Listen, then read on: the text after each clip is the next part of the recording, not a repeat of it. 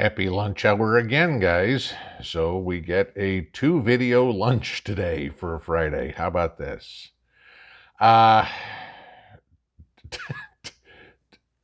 this one is just enough to make your blood boil.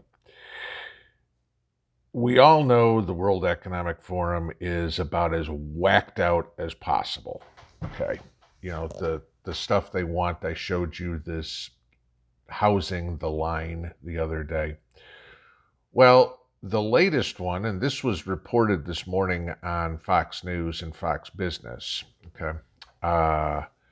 The World Economic Forum is calling for a reduction in cars by eliminating ownership, okay? You'll own nothing and be happy. So, no, you will not be allowed to have your car anymore under their dictatorial rule. Well, I want to give you this. As of 2022, there are 290.8 million cars in the United States. There's 330 million people. So there's almost a vehicle per person. All right. Now, y'all know, I've told you many times, where I live, it's a half an hour drive to the grocery store. Okay. Nearest gas station is 20 minutes away. Yeah, okay. So how am I supposed to get to buy a gallon of milk? Sorry. You can call an Uber and you can get one of the Klaus approved cars to come pick you up. Great. So I can pay what, $70, $80 for a round trip for a cab to go buy a $5 gallon of milk? That makes a lot of sense. Okay. But the most interesting part of this was whose show this was on this morning on Fox. And y'all, some of you tried to crucify me the other day when I said, oh, Fox is leaning left. And you go, oh, I haven't seen that, whatever it is. Well, this was on Maria Bartiromo's show. Okay.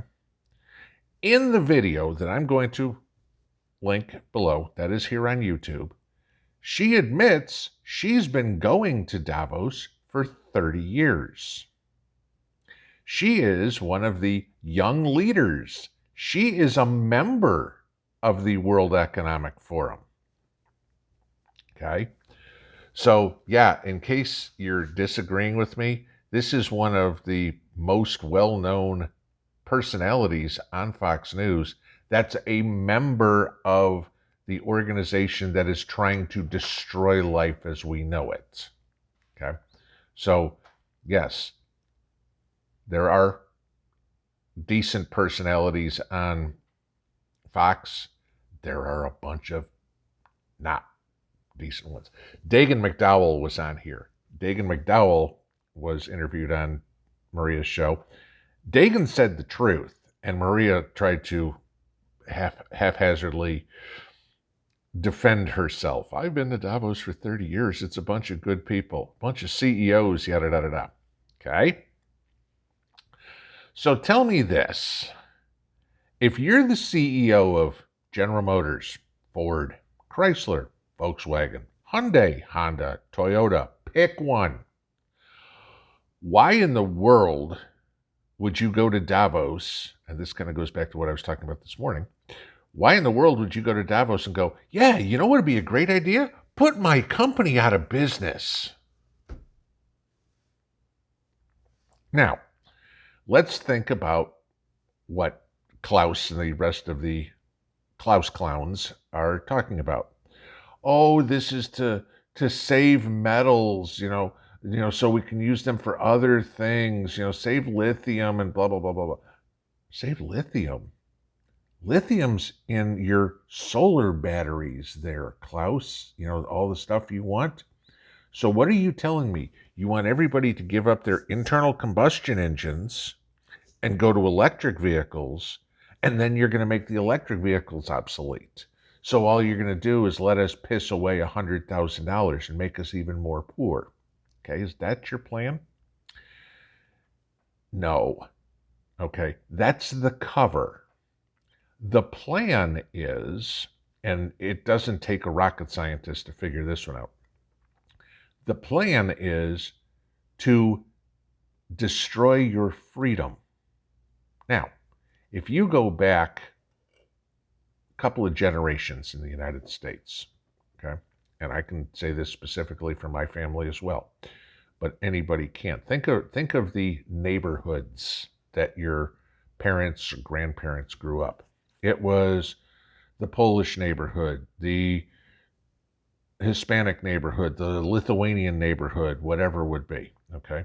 I mean, my dad grew up on the south side of Chicago at 55th and Pulaski when it was a Polish neighborhood. My mother grew up in Riverside when it was a Czech neighborhood, okay? That was it.